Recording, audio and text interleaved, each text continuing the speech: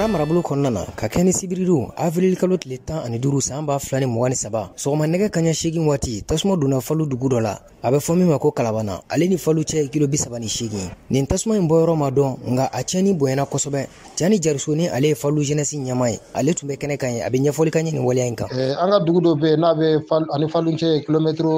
38 ye n'an b'a wele ko Kalabana depuis 8h30 tasuma ye donni daminɛ dugu kɔnɔ fo 17h tasuma ma se ka faga an kɔni an yɛrɛ dɛsɛra tasuma in na sabula ni y'a jateminɛ n'a ye ni an ka jiginɛ caman ye bɔgɔ ye donc yiriw bɛ dugu ma a bɛ yiriw de minɛ ka bɔgɔ bin a kan donc mɔgɔ yɛrɛ tɛ se ka maga bɔgɔ na kuma tɛ k'i bɛ yiri labɔ donc an filɛ waati min na an kɔni sera ka solution min kɛ ni o ye Kalabanakaw ni dugu tɔw ye Falu commune kɔnɔ an ye entourage de dégager k'a jɛya walasa tasuma in kana se ka wuli tuguni ka dankari kɛ maa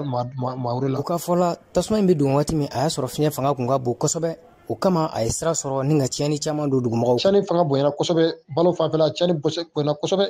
fɛn min ye maa ye o ni kɔni ma to a la mais wotoro dɔ jɛnina ani fɛn min ye bagan fila fana olu fana jɛnina donc fɛn min kɔni ye tɔni hakɛw ye ɲɔ la mɔgɔ kɔni tɛ se k'o hakɛ yɛrɛ fan filɛ waati min na kɔni kɛrɛnkɛrɛnla musolakaw an bɛ dugawu de kɛ an ka se ka dɛmɛ ɲini ka ɲɛsin musolaka ninnu ani gatigi minnu ka balo jɛnina. Nin waleya in ye maa caman gan u kamana na ka sababu kɛ Nara marabolo kɔnɔna na kungo kɔnɔ tasuma o de ka ca nka min ye tasuma donni ye dugu kɔnɔ o n'a ɲɔgɔnna waleyaw ka suma Modibo Keyita VOA Banbara ka bɔ Nara.